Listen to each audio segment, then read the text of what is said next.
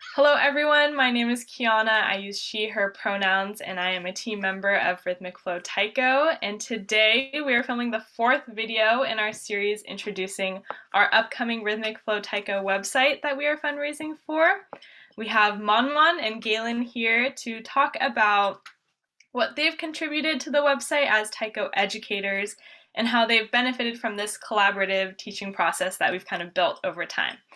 And since this is Galen's first feature in a video, do you want to introduce yourself a little bit?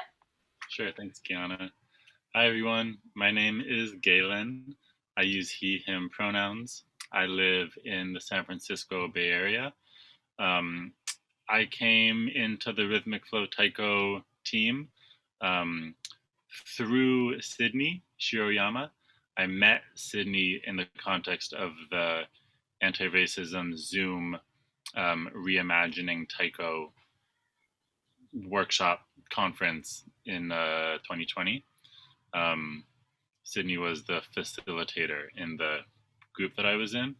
And after that, we just kept on talking and meeting. And I was super inspired by her energy and ideas. And so then eventually she invited me to join this. And it's been wonderful and super interesting. And I'm glad to be here. Yay, thanks for joining us. And ManMan, do you also want to introduce yourself? Yeah. Hi, my name is ManMan, and I use they them pronouns. Actually, like Galen and I have some overlapping backgrounds too. And I was super excited that when Sydney suggested, what about Galen? Can he join us? And I was like, yeah, that would be great because we both have that shared background of being a working taiko artist and then the ORF background. And so, yeah, it's been really nice to be able to collaborate. Awesome. All right. So the first question that I have for both of you is, what does it felt like to be in a collaborative Taiko teaching space? Picking up of what I just shared, like sometimes working as a taiko artist, or like I currently based in Los Angeles, and I travel a lot and do a lot of workshops, but most of the time I have to work on my own. And being in Rhythmic Flow Taiko, like we were working towards this goal of creating repertoires, but at the same time having that weekly space to just bounce off ideas. And like I pick up an ideas from Sydney and then sharing it with as we talk about it, we come up with more creative ideas, and I do something, and then Galen, you pick it up and do something different, and then I got inspired. And that process just feels so energizing, and like having just that sounding board and the space to do that together, that has been super helpful and supportive for me in the past year. Like, what about you, Galen? Yeah, ditto. Definitely the experience of teaching Taiko, or I think maybe being a leader or a director or facilitator or any kind of person like that in Taiko can be isolating. And so the feeling of being in community with the rest of this team, and specifically ManMan, since we have this shared experience in our careers, has been really energizing and exciting. And it's, I mean, part of the weirdness of shelter in place is that, like, actually we are able to build this new kind of community through these online platforms. Right. Awesome. Yeah, it has been such a collaborative and like heartwarming space to have on a weekly basis. And kind of going off of what you were saying earlier, ManMan, is another question I have is both of you are connected to ORF, Schulwerk Music Pedagogy.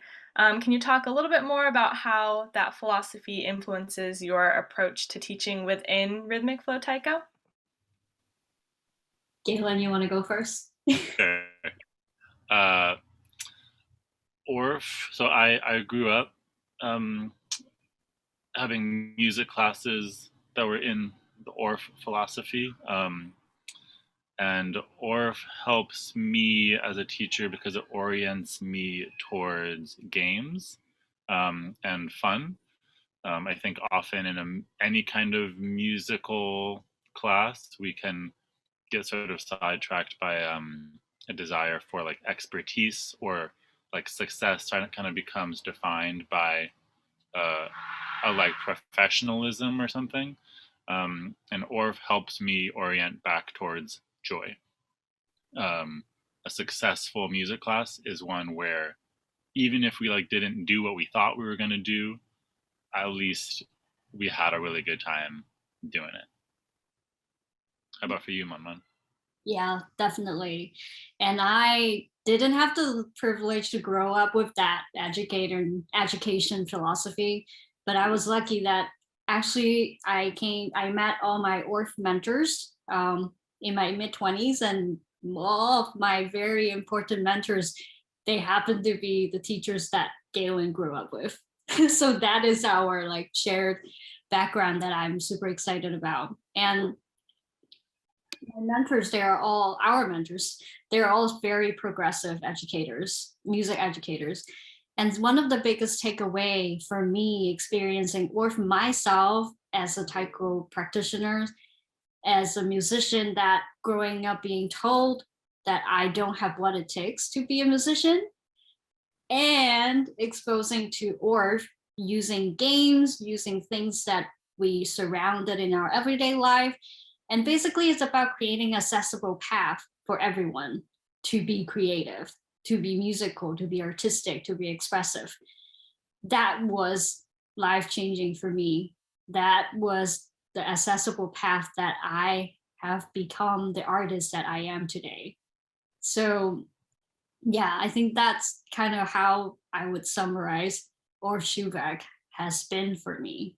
And being able to collaborate with Galen in this context of creating, like teaching repertoire, it's kind of taking it to the next level of like, what does it look like to create inclusive and accessible classroom? Mm. Yeah, it's been so fun seeing that all kind of seep into the repertoire we've been making together. So thank you for sharing those perspectives. And that leads me to my last question for the both of you is, what have been some of your favorite games, experiments, songs, lessons, activities from classes that we've taught together? I got excited because just thinking about all these fun songs that we've done. Well, we only have a limited time. So today I'm going to share one journey that you could see what I talked about earlier, how one idea bounced off to the other. So in our class, I remember it started off as like, Galen, you brought in some mnemonics, like singing like watermelon, watermelon, yum. And then the participants really like it. And I remember we were learning Renshu Daiko. And then I remember it was Vivian. Vivian started singing about breakfast. And then we spent one of our lesson planning session and come up with this. Okay, let me share my screen.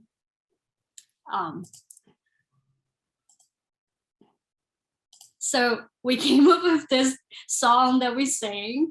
I am hungry, stomach growling, time to order breakfast. And then I took that idea and run with it, and then asked our graphic designer Parker to create these like fun images that we use. And then after we practiced this for a while, we actually have the cards that we can move around. I remember drawing those like colorful cards and showing it, playing it in 4 or in 3. And then I remember after a while, Galen, you took that idea and then started creating a Renshu Daiko alphabet, which this was fast forward. We created a remix name song. You took one of our, like it was a mixture of our name, like Tish, ManMan, Chris, like, so this one, Tish Kerr, and we was like, mango I, butter pancake sofu, mango I, butter pancake sofu. And then we did that for a couple of weeks. It was kind of like, oh my gosh, like the rhythm is kind of ridiculous, but it also has some kind of catchy tunes. And then I remember after a couple months later, after doing that, we arrived at it with this, which is a melody maker. And I remember we were singing this like mango I, butter pancake tofu, mango I, butter pancake tofu. Anyway, so we went from one fun mnemonics over the course of maybe about 6 months and turned into our own piece with even like melodic elements. We also explore some movement ideas and basically just these random fun ways to help us remembering patterns, help us find creativity, or some pathways to help us just explore different ways. What could we do with some patterns? Yeah, so that was one of my, whoa, this is so much fun. Yeah, that sort of like process definitely feels like it requires multiple minds to sort of like bounce the idea back and forth, and like multiple sort of like sparks of inspiration. And one thing that I am excited about with as we put all this material out on this website and make it accessible and free to anyone is the possibility that this feeling of collaboration and sort of like energizing feeling that we experience as facilitators within Rhythmic Flow can also extend to anyone who is engaging with this material. I'm excited by the possibility that we can enter into a larger dialogue with more people, and that, you know, like what if someone somewhere takes the melodic song made out of the alphabet of the Renshu remix and turns it, I don't know, into something else and like sends it on to someone else. So it's just exciting to imagine this, like all these energetic possibilities in a bigger community. Definitely, yeah. So if you want to see more activities like the ones that were featured in this video and help us publish our website, please consider donating on our coffee fundraiser website that will be linked, and we will see you in our next video of this series of the website introduction. So thank you, Galen and ManMan, for joining today. Thank you, everyone. See you later. With me today, I have ManMan and Galen, and we are having, oh my god, I get so nervous when I do this stuff and I shouldn't be. Okay.